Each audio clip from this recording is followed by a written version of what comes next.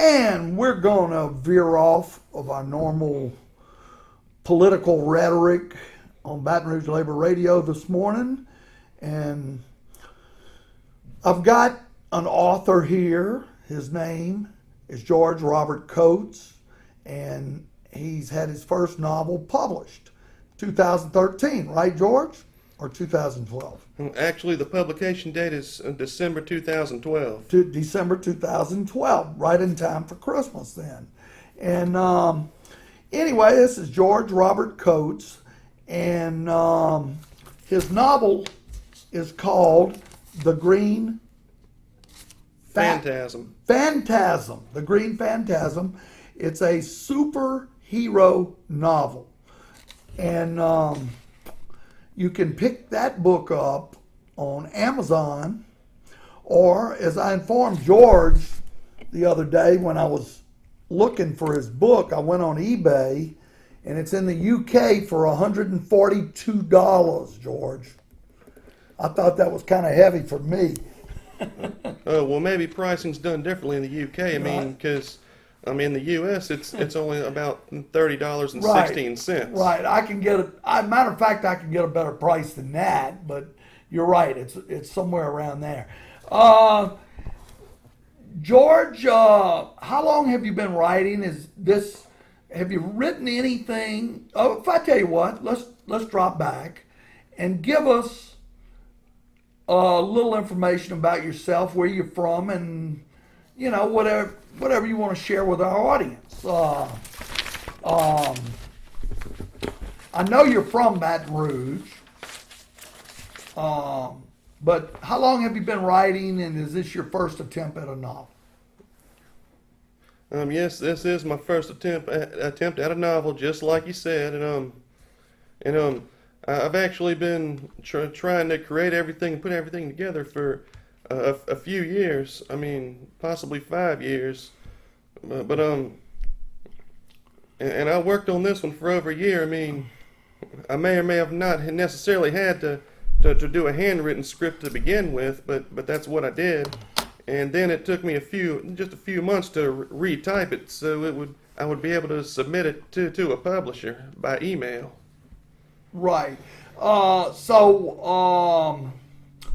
Your book. Give us the layout of it. Give us a little bit of the novel there. Okay. Well, of course, it's about a superhero I created. I mean, of course, the main character is a young bachelor named James Paul Clifton.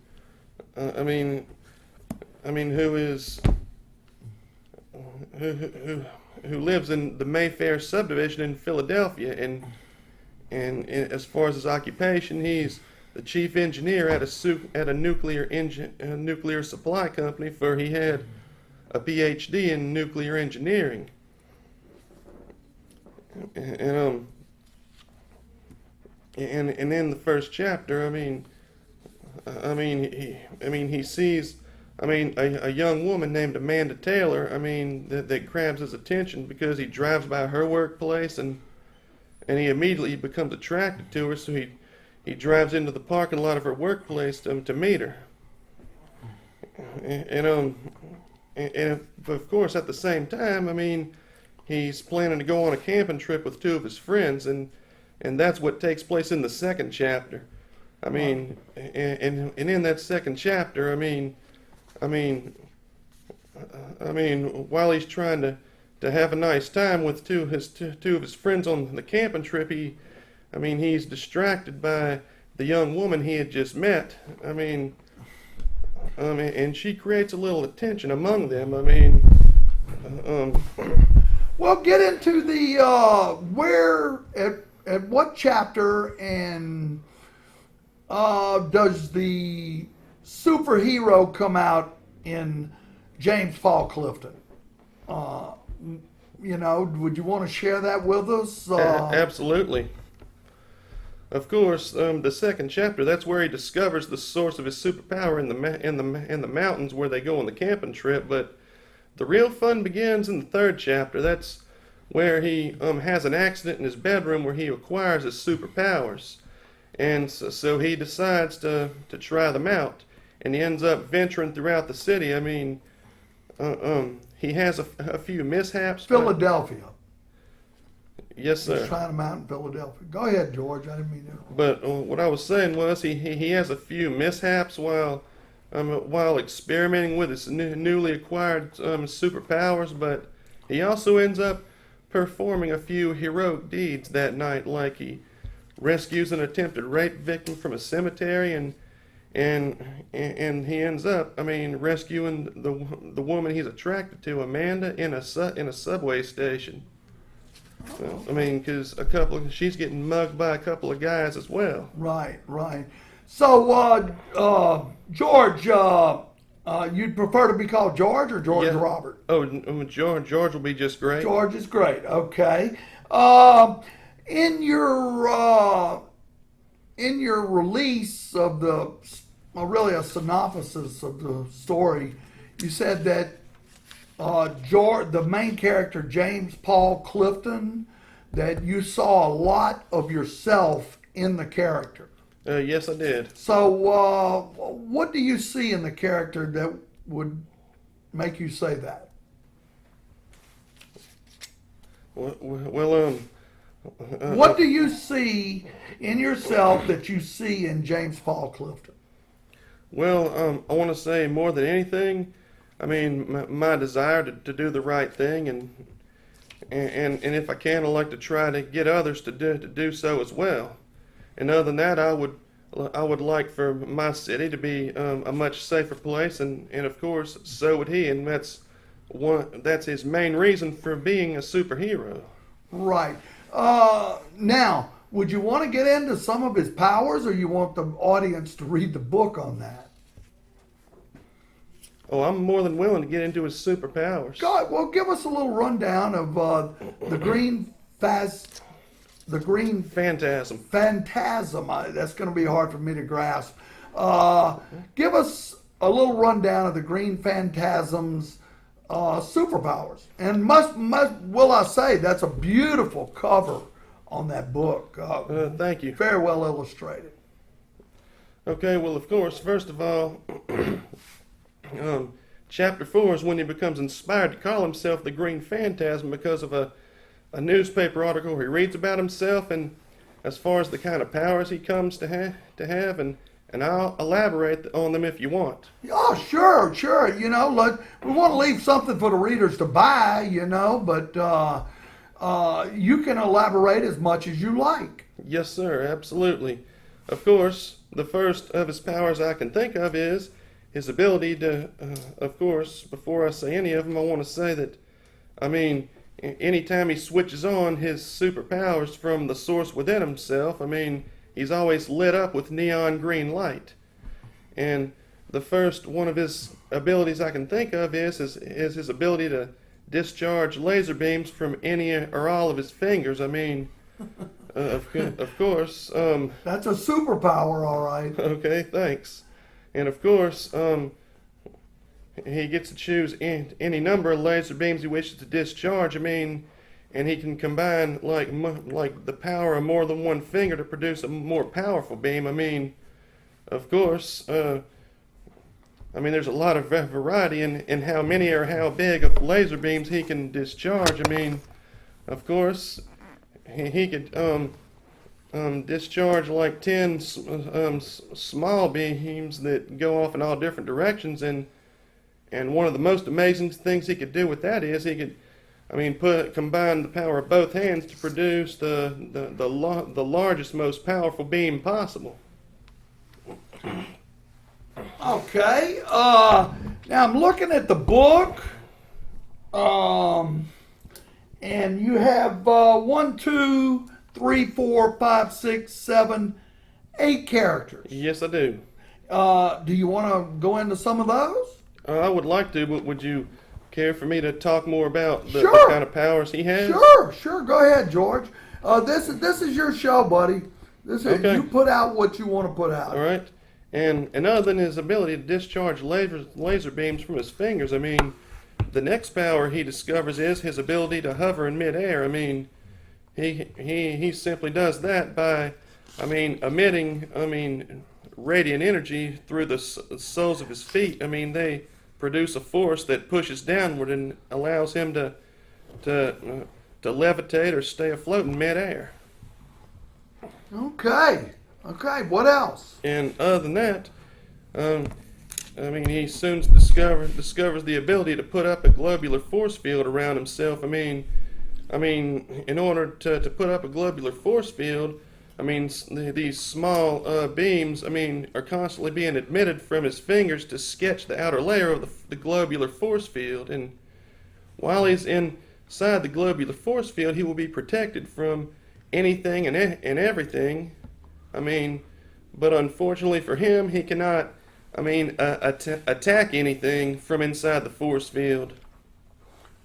And in one of the chapters, being inside that force field proves to be a big disadvantage.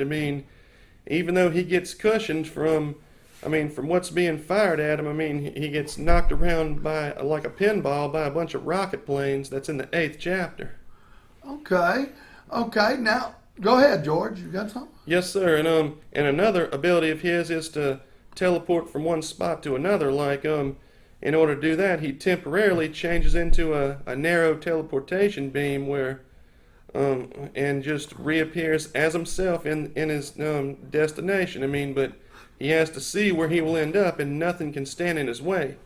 And another superpower of his is the ability to temporarily become a shapeless projectile looks like a radiating neon green cannonball or something, where just like with his teleportation ability, he reappears in his desired location, but it doesn't matter what is in his way most of the time, because and other than that, he can travel in either a straight line or any other pattern that he wishes, such as a circle, a serpentine, a figure eight, or whatever he wishes, and most of the time he can knock away anything and everything that stands in his way. And the only other superpower I can think of is his ability to turn completely invincible temporarily. It's like he places tension on every part of his anatomy, and his neon green radiation goes beyond normal, and he is completely invincible. And that somewhat makes him temporarily stronger, physically stronger temporarily. But unfortunately for him, he cannot keep that up for too long, because he places tension on his anatomy to do that and temporarily stops breathing. Keeping that up for too long can make him start to get dazed. Get dazed and see hallucinations, even feel nausea, and eventually pass out. Okay. Would you like to touch on his does he have an arch nemesis? Yes, he does. Would you like to touch on that character? Well, of course, the toughest of the criminals and troublemakers he has to deal with are all within the evil organization called Extermination, and I suppose his arch nemesis would be the leader of that organization. Of course, the real name of him is John Perry Perrone. He codes names himself Dr. XT. Of course, XT stands for Extermination, because he's the one who began that organization, and he's the one who owns, funds, and runs it. Okay. And does Dr. XT have special powers? No, sir, he doesn't. No Extermination member has supernatural abilities like the phantasm. However, they do outnumber him. They're extremely high tech, and they're very cunning. Just evil people. That they are. In fact, Dr. XT, actually somehow corrupted himself at a real young age. Okay. So you're saying that this may be the first of a series? Absolutely. When would your next book be expected? Probably as early as this September. Oh, so your publisher does have a deadline for you on that? Actually, they do not. They don't give me a deadline. Oh, okay. Okay, so you're working now. You're working now. I sure am. Well, that's good. How many would you project in this series, The Green Phantasm? The Green Phantasm. How many would you project you're going to write in this? Well, I already have a plan to do at least a dozen. Wow, that's a lot of books, George. We're talking with George Robert Coates. He's the author of The Green Phantasm. Did I get that Yes, right? sir. George? Green Phantasm. It's his first novel. George is an author that resides here in Baton Rouge, and it sounds very interesting, and it is a superhero kind of, I would say, tell me if I'm wrong, George, superhero kind of fantasy. Am I wrong there? Oh, not at all. But George has plans of making it a series, and we're so happy to have him on Baton Rouge Labor Radio. George, what other characters would you like to touch on today for our listeners? Is there anything else you'd like to cover on that? Sure I would. I mean, of course, other than Dr. XT himself, he has three high officials that are above everyone else within the extermination organization. Of course, now the first employee, the first one of them he ever recruited, it was a 7 foot tall, 650 pound, black man whose real name was Anselm Nielsen, but of course Dr. XT came to codename him DDT. Normally that's the name of some kind of pesticide, but Poison. but in the case of this character, DDT stands for Devastating Destructive Titan. Right. George, I gotta ask you. Okay. How long did it take you to come up with these characters? Did you do one at a time, or were they all just kind of floating around, and you put them together? I guess more of the creative process of these evil characters and the Green Phantasm. Were they just floating around, or did you really have to bear down and come up with this? Well, I had to put a little time and effort into it. In order to come up with those characters' code names, I had to study things that pertain to extermination. Like, I had to do a little research on pesticides. That's one thing I had to do. So you did research all of this. You could Google some of this, right? I think so. Some of the factual things from the super evil people or the superhero. George, I lost my train of thought here, George. But the Green Phantasm.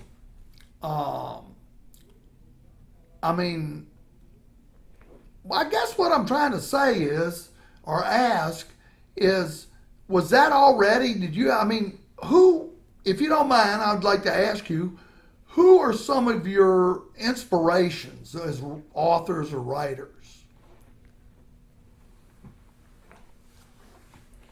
Well, actually... if you have any. Well, if there had to be two of them, I want to say one of them would be Suzanne Collins, who wrote the Hunger Games series, and other than that, J.K. Rowling, who was, of course, best known as the author of the Harry Potter series. Right. And of course, she made like a series of several books, out of her characters and all that. So, would you say that was your inspiration, or what inspires you, George? Well, but of course, one thing that really Inspires you to write? What? I mean, there's inspiration, right, for all writers. yes, Authors. there is. Well, I mean, I guess one of possibly the very first thing that inspired me to do this is when I was going to LSU, I took a couple of courses in English that helped me to become a better writer, and and because I got somewhat better at it, that made me think that maybe this is something I can do after all. Right, right. So the English courses inspired you to put ink to paper. And I probably couldn't have got this done if not for that. So, Right, right. So what was your major at LSU, George? well, actually, it was two different ones while I was going there. One of them was mechanical engineering. The other one was kinesiology. Wow. Yeah, that's completely different fields, huh? That they are. Well, do you have anything you want to say about the book? We got a few minutes left here, George.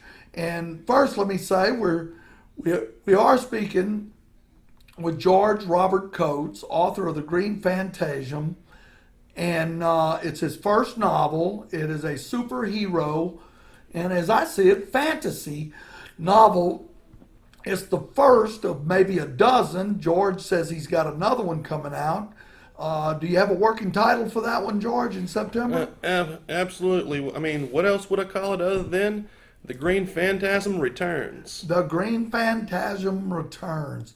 And is there anything that you would want to put out there for our listeners in the next couple of minutes? Certainly. Does it need to pertain to either the current book or the next one? Whatever you like, George. Most certainly. I mean, and anyway, and other than the extermination characters I've already told you about, I mean, two of the other high officials are Zapper and Zinger. I mean, of course, even though Big DDT was the first ever to be recruited, he did not end up being the one ranked second to Dr. XT himself. That one was actually an Italian American whose real name was Axel Jerome Axtell. I mean, he had previously run his own evil organization, and that's part of the reason he got to be second in command to XT himself. And another high official who's along the same line as Big DDT is this 5'7". I mean, strong and muscular. I mean, white guy whose real name's Nicholas Jarrett. He became to be codenamed Zinger. And other than that, there's 12 other members who were ranked below those. I mean, those four. So there's reoccurring characters, is what you're telling me. Yes. They're in and out, and man, it really sounds like a good read, George. Go ahead. I didn't mean to interrupt you. No problem. And anyway, of course, I mean, but those other 12 below those four, those Dr. XT and his three officials, they're only in there for a few chapters. I mean, the four main evil characters are in there more than any other extermination individual.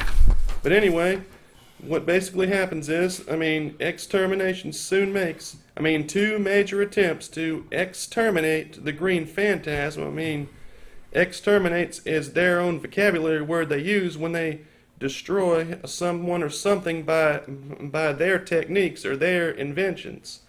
And anyway, and after these two attempts, then I mean the bad guys they go throughout Philadelphia looking for Amanda Taylor, who's the girl in the story, and eventually the Green Phantasm. I mean, he has to try to find either extermination or Amanda Taylor before they find her, and then it eventually comes to the final showdown where James has until midnight to rescue Amanda from extermination headquarters, and to do that he has lots to overcome once he gets there.